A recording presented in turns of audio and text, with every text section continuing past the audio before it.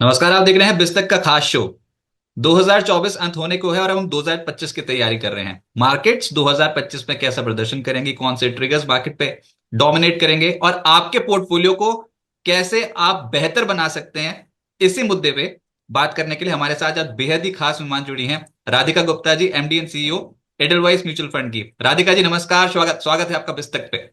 नमस्कार नमस्कार। मैम, ये तो अभी करेक्शन थोड़ा ज्यादा टाइम ले गई इस बार स्टॉक मार्केट पे। सितंबर एंड ऑनवर्ड्स लगातार हमने बाजार पे तनाव ही देखा है और निवेशक हो गए हैं थोड़े nervous.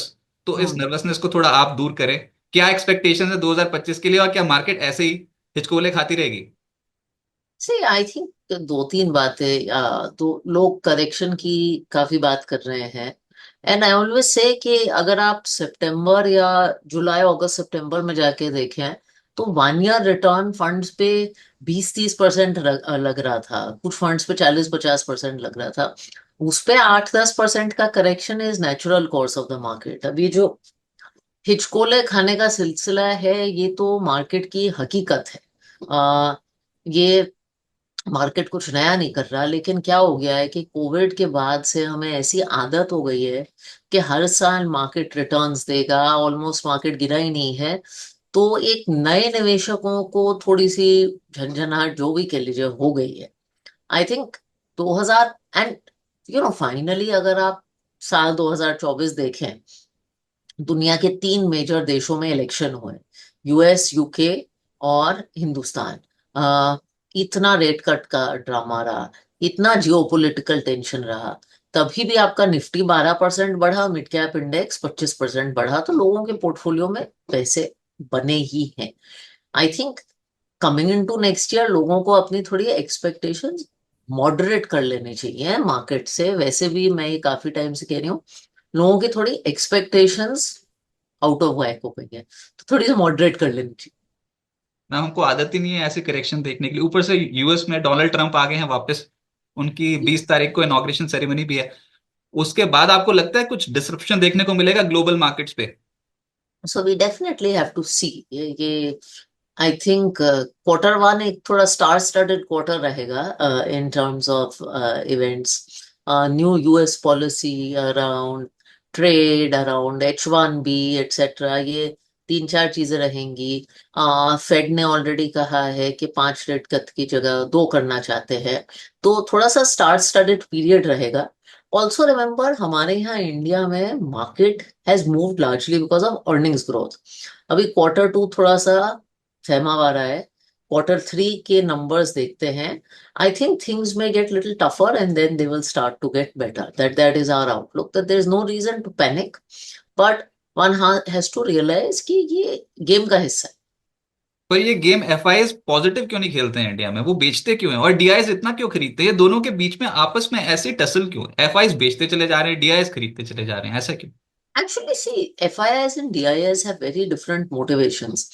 FIIs have lived in a period of reasonably high interest rates in their own home market. अगर आपको यूएस मार्केट में 10-11% यूएस क्रेडिट पे मिल रहा है, तो आप इंडियन इक्विटी से वो क्यों करेंगे? सो FIIs का तो ये पर्सपेक्टिव है। Domestic investors are structurally bullish. आप इंडियन इन्वेस्टर को देखें तो उसकी तो फाइनेंशियलाइजेशन की जर्नी शुरू हुई है। So I don't think there should be sync between FII and DII. In fact, if there is been a contest on ये winner कौन रहा है, तो वो तो DII ही रहा है। The good news for all of us is अपना market gradually less FII dependent हो रहा है। अगर आप retail plus domestic institutions को देखें तो हमारा ownership of equity markets is larger than FII, जो कि अच्छी बात है।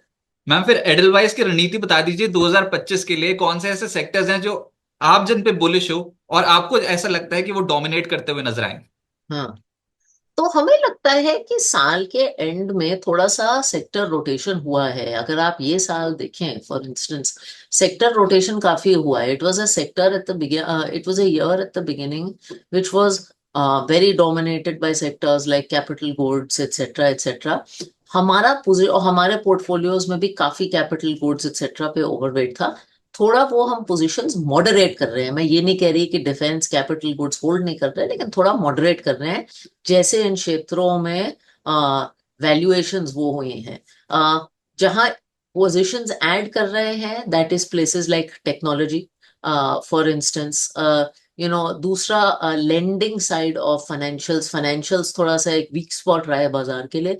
तीसरा, हमें लगता है जो कंजम्पशन प्ले आउट नहीं हुआ है फाइनली, इस सरकार को रूरल सेक्टर के लिए कुछ करना पड़ेगा, और रूरल इकोनॉमी पिकअप हो रही है, तो कंजम्पशन एक थोड़ा सा बॉटम ऑफ द पैक है। इनफैक्ट कंजम्पशन फंड भी लॉन्च कर रहे तो टेक्नोलॉजी, फाइनेंशियल्स और कंजम्पशन, इस हैं। पे आप यस। बुलिश हो। अवॉइड क्या कर रहे हो मैम, कहां पर आपको लगता है कि वीक ऐसा, अर्निंग ले सकते हैं? Avoid is less, we are more moderate in our positions. तो बहुत आउटसाइज्ड हम लोग as a style of fund management also बहुत अग्रेसिव सेक्टर बेट्स नहीं लेते। Actually our focus is within sectors, finding good stocks within each sectors. IPO market में craze बढ़ता चला जा रहा है, अब तो लॉटरी लगती चली जा रही है, जिनकी भी लॉटरी लग रही है उनको रिटर्न्स बहुत शार्प मिल रहे हैं। आपने ऐसा पीरियड कभी देखा है आईपीओ मार्केट का? और अगर देखा हो तो क्या बाजार के टॉप पे आते हैं आईपीओ, ये खतरा होता है? सी, आई थिंक स्ट्रक्चरली इंडिया में आईपीओ मार्केट बढ़ने ही वाला है। क्योंकि बहुत प्राइवेट कैपिटल इंडिया में आया है पिछले 10 सालों में, और उसको एग्जिट चाहिए, और वो एग्जिट आईपीओ मार्केट के जरिए ही मिलेगा, क्योंकि ये कंपनीज एक्चुअली काफी बड़ी हो गई हैं। Now the good and bad, see, promoters are selling stake, so it is rare that they do it at the bottom of the market, but ये भी रूल नहीं है कि टॉप ऑफ द मार्केट पे होता है। Sometimes, for instance, a promoter would have built a company, the business has come to a size कि अब वो आईपीओ मोनेटाइजेबल है, इतना स्टेबल है, उसके कैश फ्लोज इतने स्टडी हैं, प्रॉफिटेबिलिटी इतनी प्रिडिक्टेबल है, so the business is matured enough to be an IPO worthy listed company. So it's not कि वो टॉप ऑफ द मार्केट पे आ रहा है। आई थिंक आपको जजमेंट दिखाना पड़ेगा। लेकिन मुझे लगता है इंडिया को एक वाइब्रेंट आईपीओ मार्केट की जरूरत है। I mean, I give you an example of a sector called financial services. अगर आप 10 साल पहले किसी फाइनेंशियल एनालिस्ट से बात करते, तो वो कहते हैं मैं ज्यादातर बैंक्स देखता हूँ, थोड़े एनबीएफसी देखता हूँ। अब फाइनेंशियल सेक्टर में बैंक्स हैं, एनबीएफसी है, एसेट मैनेजमेंट कंपनीज हैं, इंश्योरेंस है, मार्केट इंफ्रास्ट्रक्चर इंस्टीट्यूशंस हैं, एक्सचेंजेस हैं। अभी तो हमारा सबसे बड़ा एक्सचेंज लिस्टेड नहीं है, फिनटेक्स हैं। So IPO market is a natural evolution, but निवेशकों को बहुत सावधान होना पड़ेगा कौन से आईपीओ देखने हैं और कौन से नहीं देखने हैं। मैम ऐसे तो आपने शार्क टैंक में जज की भूमिका भी निभाई है, और उसमें भी अभी हाल फिलहाल में आपका एक आर्टिकल में पढ़ रहा था, उसमें आपने स्टार्टअप रोमांस के ऊपर कुछ बोल दिया। हाँ। आप ये कहना चाहते थे मेरे ख्याल से कि स्टार्टअप्स को लोग बहुत ल्यूक्रेटिव समझते हैं, बहुत आसान समझते हैं, लेकिन वो जर्नी इतनी आसान होती नहीं है। प्लीज क्लैरिफाई कर दीजिए, क्योंकि आजकल हर कोई चाहता है कि एक स्टार्टअप उसके नाम का हो। So what has happened is that these days everyone is excited to work for a startup. और क्या होता है, like any romance ना, पहले 3 महीने बहुत enthusiasm होता है, and the definition of working for a startup is I'm doing something cool, I'm working in a co-working space, it's young, it's buzzing with ideas. But क्या होता है 3-4 महीने बाद, इट्स लाइक वो फिल्मों में वो कहते हैं प्यार काफी नहीं होता finally. In time the romance fades away very quickly. Then other things like respect and compatibility and all show up. Then you realize that a startup is actually very hard work. Yeah, startup doesn't mean just doing ideas. It's a lot of execution. It's a lot of working in constraints, and constraints are not often fun. And it's a lot of hard work, because when a company doesn't have revenue, there is pressure to deliver revenue. So I only wrote this in the context that, boss, don't do a startup with this very romantic notion, because वो romance fade हो जाएगा। Ma'am हाल फिलहाल में जब India today का conclave हुआ था मुंबई में 2024 में, तो उसमें हम्म। आपने एक शब्द का प्रयोग किया था, दाल चावल। आपने हाँ। कहा था कि 80% पोर्टफोलियो जो है वो दाल चावल होना चाहिए। इसको हमारे व्यूअर्स के लिए थोड़ा स्पष्ट कर दीजिए। So dal chawal has become actually very, very popular. I use this word, and I don't know why the word became as popular, but I use this word because मुझे लग रहा था कि खासकर हमारी म्यूचुअल फंड इंडस्ट्री में बहुत सारे फंड्स लॉन्च हो रहे हैं which are very exotic themes, and कई बार मैं कंज्यूमर्स से मिलती थी, and they would have portfolios. Like I met someone जिसकी 30,000 रुपए की एसआईपी थी, and it was in 35 funds. 30,000 रुपए की एसआई, और सारे उसमें सेक्टोरल और थीमेटिक थे। एंड आई सेड, यार आप खा क्या रहे हो? It is like eating a diet जहां आप सिर्फ अचार और गुलाब जामुन और मिठाई खा रहे हो। the core of what we do has to be things that are simple, that are all weather, and hence the analogy dal chawal. So what is a dal chawal fund? दाल चावल एक ब्रॉड बेस्ड आइडिया है कि आप निवेश करो। तो हम बड़े हुए हैं दाल चावल खा के, दाल रोटी खा के, एंड अलग अलग पार्ट्स ऑफ द कंट्री में अलग अलग तरह के दाल चावल होते हैं। But as we get richer, we don't want to do simple things, we think मेरा सामने वाला भी एसआईपी कर रहा है फ्लेक्सी कैप में, मैं क्यों करूं, मैं तो रिच हो गया हूं तो मुझे एवोकाडो टोस्ट खाना है। फिर पेट खराब हो जाता है एंड द डॉक्टर सेज अच्छा खिचड़ी खाओ, माँ के हाथ का खाना खाओ। And it's the same with fund. So dal chawal funds are that, they are all weather funds. They are simple, they are diversified, they stand the test of time. लेकिन लोगों को बहुत ज्यादा रिटर्न्स की एक्सपेक्टेशन है म्यूचुअल फंड से, और ज्यादातर पैसा जो गया है वो स्मॉल कैप्स, मिड कैप्स, इन फंड्स में गया है। आपको लग रहा है ये ट्रेंड अभी और कंटिन्यू होता हुआ नजर आएगा? See, there is a mixed answer to this. Firstly, I think everyone's expectations need to tone down. You know, कि लोग मेरे पास भी आते हैं कि 30% मार्केट ने रिटर्न दिया। मैंने कहा आप ये सोचिए कि रिटर्न आया कैसे। इंडियन इक्विटीज का रिटर्न क्या होगा, जितनी हमारी नॉमिनल जीडीपी ग्रोथ है, जितनी हमारी अर्निंग्स ग्रोथ है, उसी के मुताबिक रिटर्न होगा ना। बहुत ज्यादा तो नहीं होगा, it's not possible, right. There is something called law of financial gravity. जैसे ग्रेविटी का लॉ होता है ना, ऐसे फाइनेंशियल ग्रेविटी का भी लॉ होता है। तो एक तो एक्सपेक्टेशन टोन डाउन करनी चाहिए। अब जहां मिड कैप स्मॉल कैप की बात है, देर आर मल्टीपल, ये थोड़ा नुआंस्ड आंसर है। लोगों ने बहुत मिड कैप स्मॉल कैप की बुराई की है। Irony is, despite being expensive last year, mid caps have delivered 25% plus, or this year 2024, and large caps have delivered 12% plus. Reality is large cap में mid cap से ज्यादा earnings disappointment रही है। In fact mid cap sector में कम earnings disappointment रही है। So it's not a one way answer. I don't think it's a bad thing कि लोग mid और small caps खरीद रहे हैं। उसका क्वांटम और टाइम होराइजन करेक्ट होना चाहिए। अगर आपका 10 साल का होराइजन है और आप मिड कैप फंड में एसआईपी शुरू कर रहे हैं, हम भी एक बहुत बड़ा मिड कैप फंड चलाते हैं, तो कोई परेशानी नहीं। लेकिन अगर आप 3 साल में रॉकेट एक्सपेक्ट कर रहे हैं तो परेशानी है। सी, फाइनली आप एक पोर्टफोलियो इंडिया का जब बनाए, तो मुझे नहीं लगता वो प्योर लार्ज कैप हो सकता है जिसमें 40-50 स्टॉक हो। क्योंकि अगर आप इंडियन इकोनॉमी को देखें और उसकी सही मात्रा में आपको रिप्रेजेंटेशन चाहिए, तो आपको मिड कैप और स्मॉल कैप का मिश्रण चाहिए। फॉर इंस्टेंस फाइनेंशियल्स की मैंने बात की, लार्ज कैप इंडेक्स में सिर्फ बैंक्स रिप्रेजेंटेड हैं, but banks have been the underperforming section of financials. मैं यहाँ पर एक और चीज पूछना चाहूंगा। आपने कंजम्पशन बास्केट की भी बात की थी मैम, क्या ये कंजम्पशन वो ट्रेडिशनल प्लेयर्स हैं एफएमसीजी लाइक, या फिर ये जो नई जनरेशन की जो कंपनीज आ गई हैं मार्केट में, जो कंज्यूमर बिहेवियर पैटर्न को बिल्कुल ही बदल चुकी हैं, वो वाली कंपनियां भी इंक्लूड होंगी? That it adds, actually consumption is a very wide basket, and consumption includes traditional consumption, but जैसे इंडिया एक 2,500 पर डॉलर पर कैपिटा इकोनॉमी से $5,000 पर कैपिटा होगा, एक प्रीमियमाइजेशन भी आएगा कंजम्पशन में। सो ट्रेडिशनल कंजम्पशन है, वहां भी रूरल कंजम्पशन इंपॉर्टेंट है, बढ़ रहा है, बट अर्बन कंजम्पशन में premium will play a very large role. तो प्रीमियम में a makeup company, a platform company, a food delivery company, an internet economy company, ये सब कंजम्पशन के अलग अलग कलर्स हैं। प्रीमियम में तो वो वाली चीजें भी आ रही हैं, प्रीमियम रियल एस्टेट हाँ, वो भी आजकल, और कंजम्पशन है। Premium cards also.